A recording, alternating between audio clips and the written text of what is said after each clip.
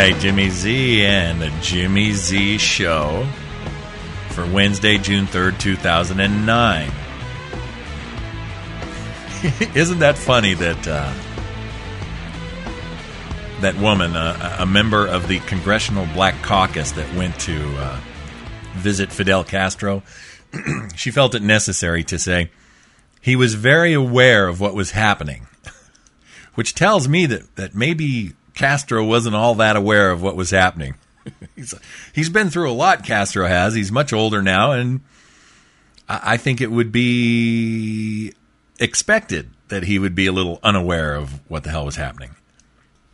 So, anyway, I got a really nice comment from a fellow named Chicago Ray, who just joined up with Twitter, like I said. And then he wrote a comment under what is now just part one of today's program. He says, "This is a great and professional show. Landed here from your comments on that Nimrodish Obama site and your battles with the Obama bots over there. You gained a fan and an advertiser as I'm putting a button on for this show on my blog. Check it out. We're on the same page, my friend." And I did check it out. Chicago Ray is obviously conservative and smart and all of that. But if he's going to do that, the least I can do is talk about his blog here on the show. And then I started thinking, well, if I'm going to talk about his, I better talk about the other two that I've had listed here. And I've been trying to make time on the show to talk about these blogs. And, you know, with all of the topics that I keep trying to cover, it's been very difficult. So since Ray was nice enough to write such a great note, and he's going to put a link to my show on his blog, here we go. Chicago Ray's blog is at chicagoray.blogspot.com. It's called the Chicago Ray Report, and I love this. He's got some great stuff right here.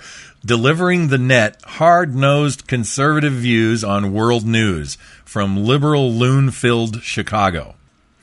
And he has a lot of information here. He's got Google News at the top. He's got a lot of referrals over on the right-hand side. Thank you very much to Chicago Ray. I can see he's already got a link there to my website. That's great. And sometime today, I'll try to get Chicago Ray up there on the Jimmy Z Show over on the right-hand side under New and Recommended. Also, this came from, I think, Jack of Conservative Blog Central. And this was a request to cross-promote blogs. And I took the link, and I'm going to talk about it here and put a button up for it. It looks pretty cool. Stormin's Morning Java, my conservative blog on news, politics, current events, pop culture, and Asian women, all over a morning cup of Java. And he's got some great news, and he's got some great videos as well. He's got the same video here. He talks here about Brian Williams as well, and whether or not he bowed before Obama. And he's got a still from it. It's so funny. He does work for NBC News, which is part of MSNBC, which is part of the liberal mainstream media. Conclusion? Hell yeah, that's a bow. And, of course, that's got YouTube there, and you can't see it. But he does have another video down here, which is on iBlast. And I think the audio for this is worth listening to. Here's the description. Former representative and now MSNBC news analyst Joe Scarborough completely went off on his employer and other liberal mainstream media organizations for their complete lack of in-depth, hard-hitting investigative journalism into the experience and background of President Obama. This will not sit well at all with two of President Obama's most infatuated and starstruck reporters, Matthews and Olbermann, who also work in the same building as Joe. So listen to this. This is great. Okay, I will just finish this off by saying that people who had experience drove us into the ground. Mika, my God, you know what? Seriously, I'm going to bang my head against the wall until it bleeds. No, you just said the same thing. I should have just shut up. You just need to have an open mind. No, Mika, no. I cannot let that.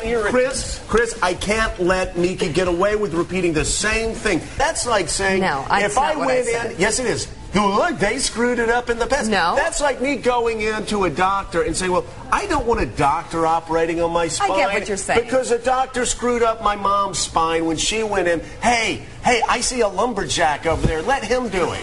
The amazing thing is, Mika, and this is the failure of the mainstream media. This is the failure of the mainstream media. If the mainstream media had covered Barack Obama instead of applauding him during the campaign, you would know off the top of your head that nobody got more money from Fannie Mae and Freddie Mac executives than Barack Obama. There you go. It's that simple. Good for Scarborough. And a great blog there, storminsmorningjava.blogspot.com. And then the last one, and not the least by any stretch, is the Sarge's Depot, which is sergeanthartsock.blogspot.com. That's spelled SGTHARTSOCK.blogspot.com. And if you go here, he's got some cool graphics on the left and the right, and the blog runs right down the middle.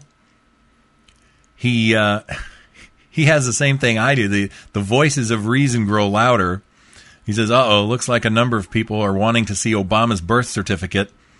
And he's got a link to and a screen capture of the Open Government Dialogue site that we talked about on part 1 of today's show. So that's here. And then he makes a comment here about there's some videos here having to do with Barack Obama and his birth certificate. And the Sarge says, I've been saying this for a while now. If Bob Parks, and that's Black and Right, which we've talked about on this show, another great blog. If Bob Parks can make a documentary about Obama not being legal under the Constitution, and Alan Keyes saying Obama must be stopped because he's not legal under the Constitution, and because of Obama's radical left agenda, then it's not a race issue. Face it, folks, we're 100 days into an illegal presidency. I think we quite possibly are. And the most damning evidence is the fact that if there were a birth certificate that proved he was a natural-born citizen of the United States, then he would produce it and all of us would have mud on our face. But still, he does not produce it. Anyway, I've got to get to the rest of the stories today, but those are 3 blogs I recommend. And I want to thank all 3 of those bloggers for having interest in and enjoying the Jimmy Z Show. And I want to apologize to Stormin's Morning Java and Sarge's Depot for waiting so long to make mention of your blogs on the Jimmy Z Show. The Jimmy Z Show.